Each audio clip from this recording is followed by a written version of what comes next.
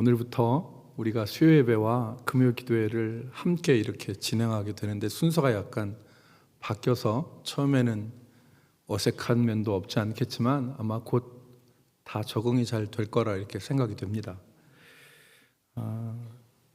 저는 지난주 주일 오전에 한 목회자의 말을 인용해서 교회는 성인들을 전시해 놓은 박물관이 아니라 죄인들을 고치는 병원이다 라는 말을 했습니다. 교회는 성인들을 전시해 놓은 박물관이 아니라 죄인들을 고치는 병원이다. 우리가 연약함에도 불구하고 하나님 우리에게 은혜를 주시고 우리를 붙들어 주시고 우리를 세워주신다는 것에 대해서 말씀을 나눴습니다. 예수님께서도 건강한 자에게는 의원이 쓸데없고 병든 자에게야 필요하다, 의원이 필요하다 이렇게 말씀하셨습니다. 그리고 나는 의인들을 부르러 온 것이 아니라 죄인들을 부르러 왔다 그렇게 말씀하셨습니다. 그러니까 예수님의 관심의 대상이 죄인인 것을 알 수 있습니다.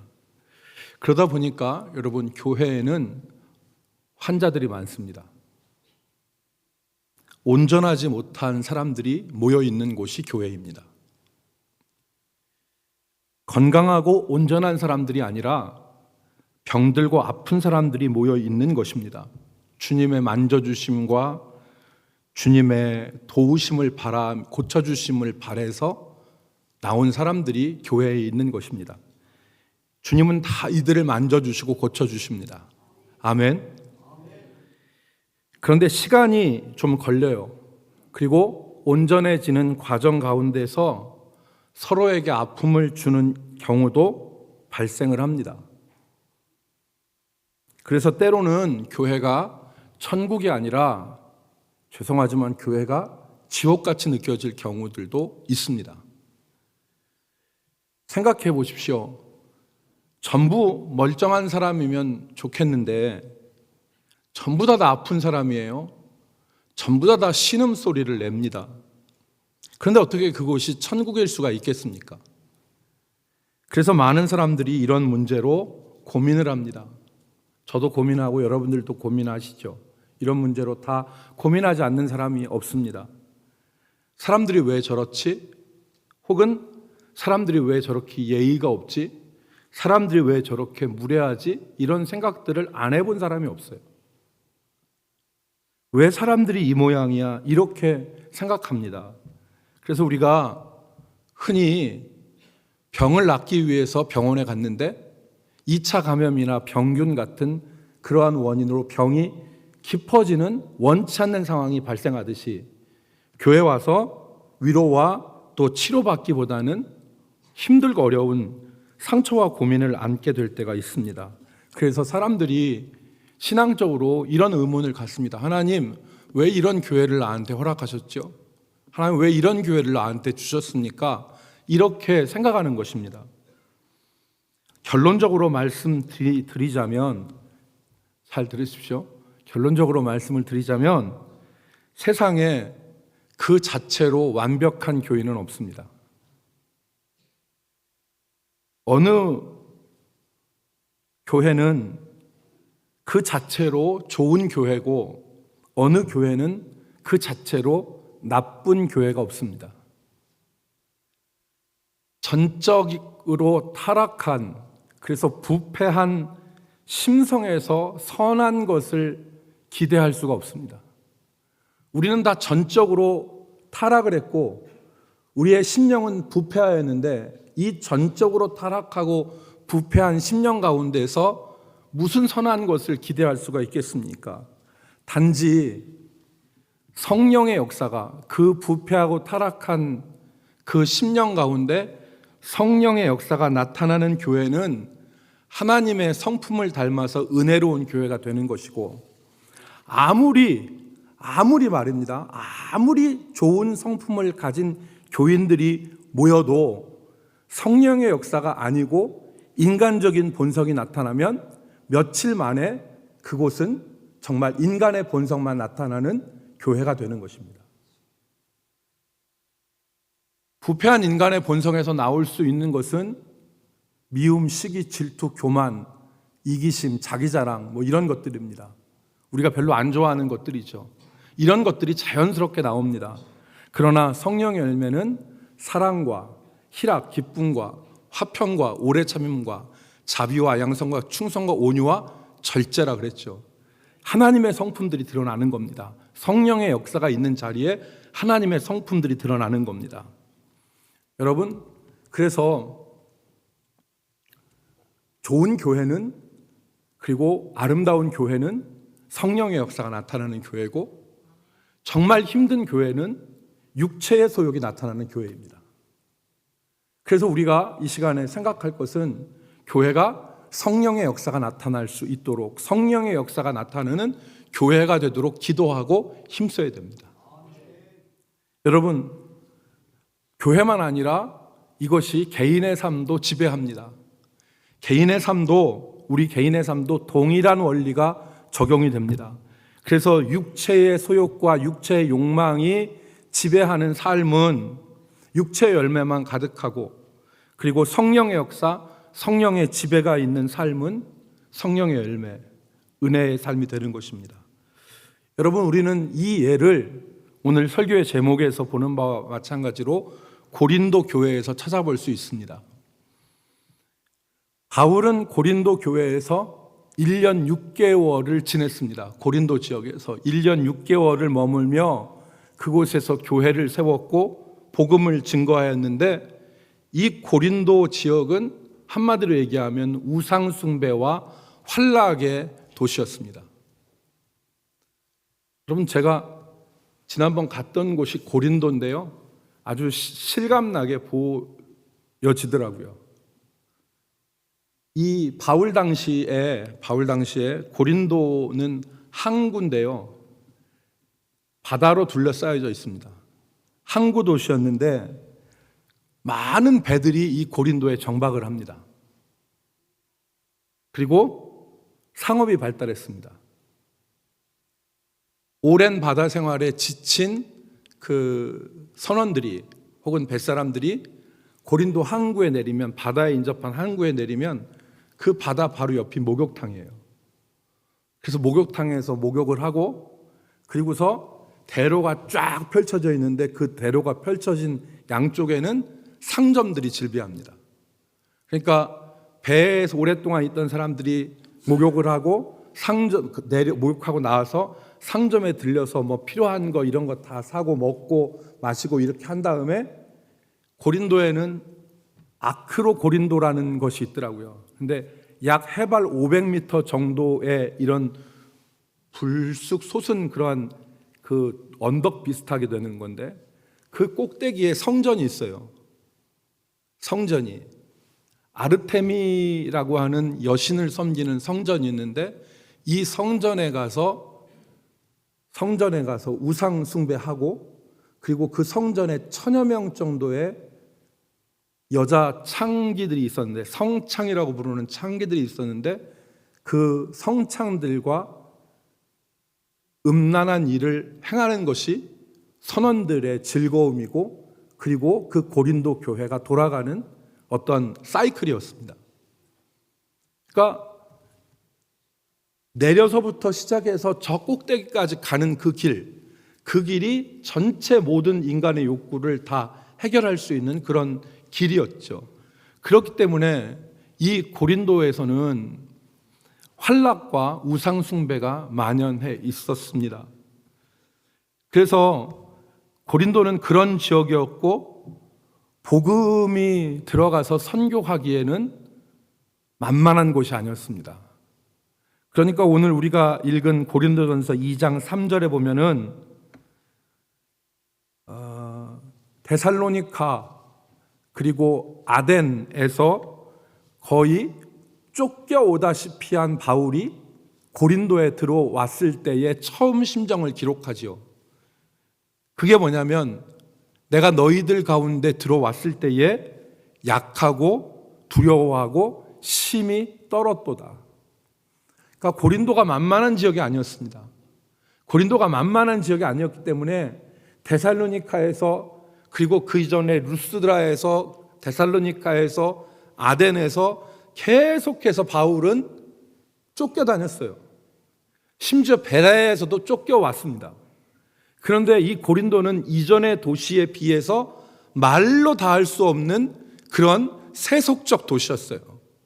그렇기 때문에 바울이 이 고린도에서 과연 사명을 감당할 수 있을까 두렵고 떨었고 심히 약하였도다 그랬습니다. 예상대로 고린도 교회에는 많은 문제를 가지고 있었습니다. 이 고린도 교회 안에서조차 음란의 문제가 있었습니다. 그래서 고린도 전서 5장에 보면은 심지어 아버지의 아내를 취하는 자가 있었다. 여기서 아버지의 아내는 생모는 아닐 거예요. 근데 아버지의 아내를 취하는 자들도 있고, 교회 안에서 바울파, 게바파, 아볼로파, 그리스도파에서 교회가 편이 나누고 교인들이 서로 싸움이 붙어서 그 문제를 교회 안에서 해결하지 않고 세상 법정에 가서 고소하는, 교인과 교인이 서로 고소하는 그런 문제까지 있었던 심각한 교회였습니다. 심각한 교회.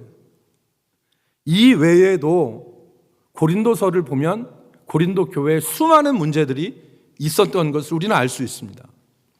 그런데 이 고린도 지역이, 이런 고린도 지역이 복음을 받아들이고 교회가 쓰므로 희망적인 모습으로 변화되어진 걸 볼 수 있어요. 그래서 바울 사도가 1년 6개월 동안의 고린도 사역을 마치고 에베소로 가 있었을 때, 그때 고린도 교회에 편지를 보냅니다. 1년 6개월 동안 사역을 마치고 에베소에 가서 에베소에서 고린도 교회에 편지한 첫 번째 편지가 고린도 전서예요. 그 고린도 전서 1장 8절과 9절에 보면 바울이 의미심장한 얘기를 썼습니다.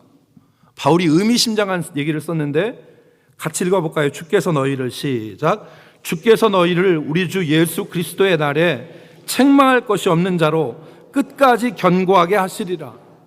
여러분, 이게 오늘 우리의 정황을 바라보면 하나님 우리에게 용기를 주시는 말이구나.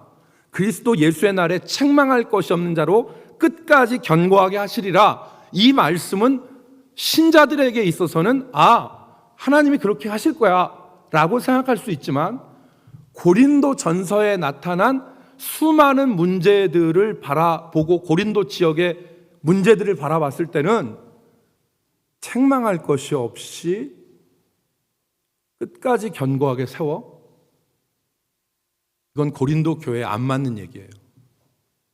그런데 바울은 희망을 가진 겁니다. 실질적으로 고린도 교회가 그렇게 변화되고 있음을 바울이 이야기하는 것입니다. 고린도 교회가 육신적으로는 음란하고 그 도시가 많은 문제점 갖고 있었지만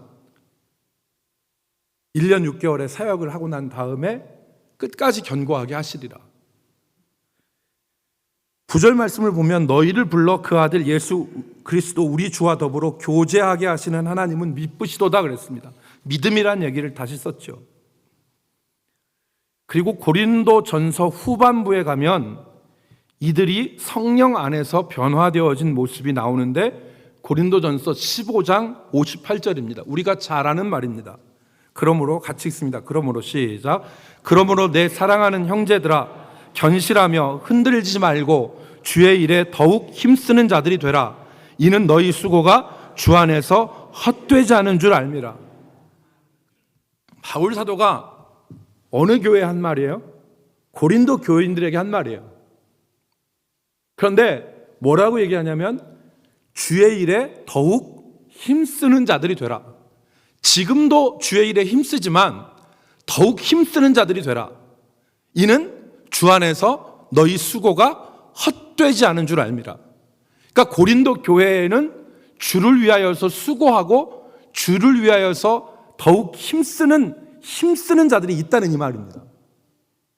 그런 자들이 존재했다는 거예요. 그렇기 때문에 바울은 그들에게 얘기하는 겁니다. 그리고 맨 마지막에 고린도전서 16장 15절로 16절에 보니까 이런 말이 있습니다. 형제들아, 스데바나의 집은 곧 아가야의 첫 열매요 또 성도 섬기기로 작정한 줄을 너희가 아는지라. 내가 너희를 권하노니 16절 이 같은 사람들과 함께 일하며 수고하는 모든 사람에게 순종하라.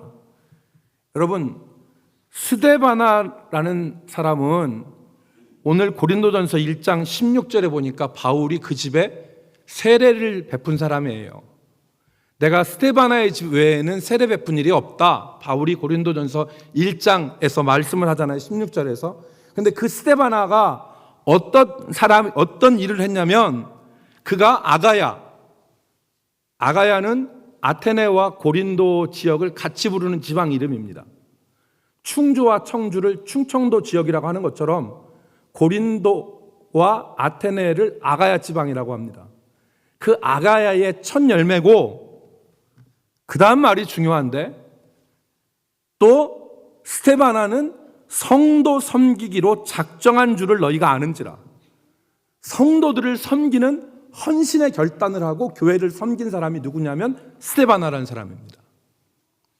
그러니까 고린도 교회는 이 스데바나와 그와 함께 수고한 자들이 있는데 이렇게 변화되어진 모습을 보이고 있는 것입니다. 변화되어지고 있는 모습을. 육체 복음이 들어가기 이전에는 이들이 똑같이 저 고린도 항구에서 내려서 목욕탕 가고 음식 먹고 술 먹고 살 거 사고 여러 가지 다 한 다음에 결국에는 아크로 고린도라고 하는 곳에 가서 음란한 일로 자기의 모든 것 다 해결하고 하는 사람들이었는데, 지금 스데바나와 같이 교회를 섬기기로 작정하고 수고한 사람들이 생겨난 것이고, 또 주를 위해서 수고하는 사람들이 생겨난 것이고, 그리고 그들을 바라보면서 바울 사도는 뭐라고 얘기하냐면 하나님께서 너희를 책망할 것이 없는 견고한 사람으로 끝까지 세우리라고 하는 소망을 지금 바울이 밝히고 있는 것입니다. 그러니까 이것을 우리가 종합해서 결론 지을 수 있는 것은 고린도 교회는 변화되었다. 고린도 교회는 변화되었다. 이 변화와 희망이 어떻게 가능했습니까? 이 변화와 희망은 성령으로 말미암은 것입니다. 성령께서 고린도 교회에 역사하셨고 그들은 육체의 욕망과 우상 숭배의 환경에서 변화되어져 헌신의 사람, 수고의 사람으로 변화된 것입니다. 오늘 고린도전서 2장에 보면은 바울이 성령에 대해서 말합니다. 10절 말씀 우리 같이 읽을까요? 10절 오직 하나님이 시작 오직 하나님이 성령으로 이것을 우리에게 보이셨으니 성령은 모든 것 곧 하나님의 깊은 것까지도 통달하시느니라. 바울이 성령이 하나님의 깊은 것을 알게 하신다 그랬고요. 세상의 지혜로는 결코 알 수 없는 영적인 것을 분별하는 것이 성령이다. 12절 말씀에 바울이 다시 성령에 대해서 얘기합니다.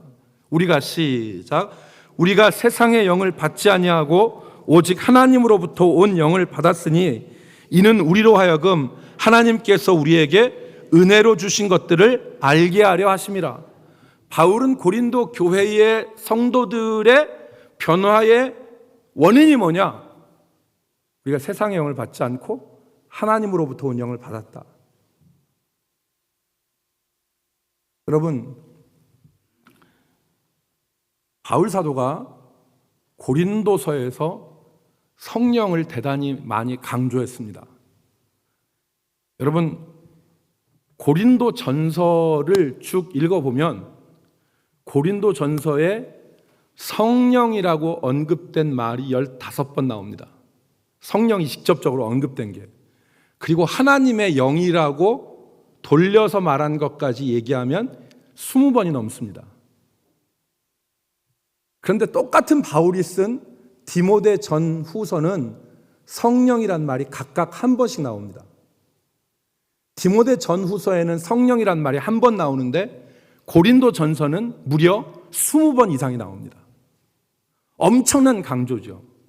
바울이 왜 고린도에서 하나님의 영 성령에 대해서 강조했습니까? 성령이 아니고서는 이 육체의 유욕이 가득한 이 도시에서 하나님의 백성들이 그것을 이겨나갈 수 없다는 판단 때문에 그런 것입니다. 그렇기 때문에 성령을 강조한 것입니다. 그래서 오늘 2장 14절 말씀, 우리가 읽은 2장 14절 말씀을 같이 읽읍시다. 육에 속한 사람은, 시작. 육에 속한 사람은 하나님의 성령의 일들을 받지 아니하나니 이는 그것들이 그에게는 어리석게 보이며 또 그는 그것들을 알 수도 없나니 그러한 일은 영적으로 분별되기 때문이라. 여기서 바울은 육에 속한 사람 그리고 성령을 받은 거룩한 신자, 이 둘을 구분하는 것입니다. 그래서 육에 속한 사람은 하나님의 성령의 일을 받지 않는다. 하나님의 성령의 일이 무엇입니까? 육체의 본성을 제어하고 하나님의 성품을 받도록 하는 하나님의 이 일을 육에 속한 사람은 거부한다. 그러나 우리는 성령을 받았다. 하나님의 영을 받았다. 그래서 16절 말씀을 보십시오. 누가 주의 마음을 알아서 주를 가르치겠느냐? 그러나 우리가 그리스도의 마음을 가졌느니라. 성령을 소유했다는 말입니다. 성령이 우리에게 주어졌다는 말입니다. 여러분, 바울 사도가 고린도 전서에서 성령의 뚜렷한 역사를 세 가지를 분명하게 말했습니다. 성령의 역사 세 가지, 뚜렷한 성령의 역사 세 가지. 첫 번째, 복음 전파에 있어서 성령의 능력이 나타납니다. 바울 사도는 복음을 전파함에 있어서 설득력 있는 인간의 말로 하지 않고 오직 성령의 나타나심과 능력으로 했다 그랬습니다. 여러분, 고린도전서 2장 4절 말씀 한번 보십시다. 고린도전서 2장 4절. 내 말과 전도함이 설득력 있는 지혜의 말로 하지 아니하고 다만 성령의 나타나심과 능력으로 하여 그랬습니다. 바울이 성령을 의지하여 복음을 전했을 때 거듭 실패하던 바울의 복음 역사가 고린도 지역에서는 1년 6개월 동안 지속할 수 있는 역사가 나타났습니다. 두 번째, 성령은 각양 좋은 은사를 주십니다. 능력이 나타날 뿐만 아니라 각양 좋은 은사를 주십니다. 그래서 고린도전서 12장 4절에 보니까 은사는 여러 가지나 성령은 같고, 은사를 주시는 분이 성령이라고 말씀하시고, 고린도전서 12장 7절과 8절에 보니까 어떤 사람에게는 8절, 어떤 사람에게는 성령으로 말미암아 지혜의 말씀을, 어떤 사람에게는 같은 성령을 따라 지식의 말씀을, 성령이 은사를 주시는 거예요. 마지막 세 번째, 성령은 살리는 역사를 이룹니다. 고린도전서 15장 45절을 보십시오. 여러분, 고린도전서 15장 45절에 보면 같이 읽습니다. 중요한 성경 구절이니까 우리 같이 읽습니다. 기록된 바, 시작. 기록된 바 첫사람 아담은 생명이 되었다 함과 같이 마지막 아담은 살려주는 영이 되었나니. 여러분, 이 의미를 이해하시겠습니까? 첫사람 아담은 생명이 되었다. 이 생명이라는 말은 살아있는 영이란 말입니다. 하나님이 흙으로 사람을 지으시고 그 코에 생기를 불어넣으시니 사람이 생명이 되었다라는 말은 사람이 살아있는 존재가 되었다, 그 말입니다. 그런데 둘째 아담은 뭐라고 했냐면 생영이 아니라 뭐라고 기록됐습니까? 살려주는 영이라 그랬습니다. 살려주는 영. 살려주는 영. 그러니까 둘째 아담은 살려주는 영인데 성령은 예수의 영이기 때문에 오늘 우리 성령이 하시는 일은 그 사람 가운데 들어가서 살리는 역사를 하는 것입니다. 그러므로 오늘 성령을 의지해서 살아가는 사람은 살아납니다. 왜? 살리는 영이기 때문에. 살리는 영이기 때문에. 지금 바울 사도가 깊은 대조를 하는 겁니다. 아담은 생명이지만, 살아있는 영이지만 마지막 아담은 살리는 영이다. 그렇게 얘기하는 것이죠. 사랑하는 성도 여러분, 말씀을 정리하겠습니다. 말씀을 정리하는데 좋은 교인, 나쁜 교인 없습니다. 좋은 교인, 나쁜 교인 없습니다. 좋은 교회 그 자체로 나쁜 교회 없습니다. 성령께서 역사하시면 교회도 살아나고 하나님의 역사도 일어나고 좋은 성품들로 일어나는 것입니다. 그런데 육체의 소욕이 지배하면 아무리 인간적으로 성품이 좋은 사람들이라 하더라도 육체의 소욕이 부딪히면 그것은 지옥과 같은 모습이 나타나는 것입니다. 우리의 삶도 마찬가지입니다. 하나님의 영의 역사가 우리 삶 가운데 일어나면 거기에서는 하나님의 성품과 하나님의 역사가 일어납니다. 그러므로 우리가 사람이 왜 저래? 왜 이 모양이야? 수준이 왜 이래? 이런 얘기할 게 아니라 성령의 역사가 나타나도록 기도해야 됩니다. 성령의 역사가 나타나도록, 우리 교회에 성령의 역사가 나타나도록. 여러분, 우리 교회는 대단히 좋은 교회입니다. 우리 교회는 지금까지 많은 성도들의 이 기도와 또 헌신과 말씀에 대한 순종으로 성령의 역사가 나타났습니다. 그 성령의 역사가 나타나서 그 성령의 역사라 말미암아 하나님의 나라를 경험하는 교회죠. 저는 우리 교회가 계속해서 성령의 역사가 나타나길 바랍니다.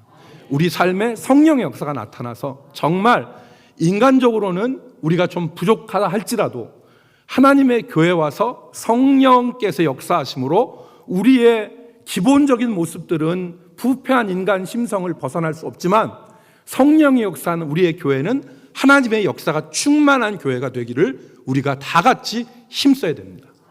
그때 우리 모든 사람들이 다 하나님의 은혜 가운데서 성장하고 기뻐하고 살아나는 역사를 경험하게 되는 것입니다. 오늘 우리가 기도할 제목은 이 제목입니다. 우리가 다 같이 우리 개인의 성령 충만과 또 은혜를 위해서, 교회가 성령 충만하기 위해서, 그리고 우리 삶이 하나님 앞에 이렇게 육신의 소욕은 죽어지고 성령의 역사는 살아나는 이 부분을 우리가 사모할 수 있기를 주의 이름으로 축복합니다. 하나님 앞에 예물 드린 분들이 있습니다.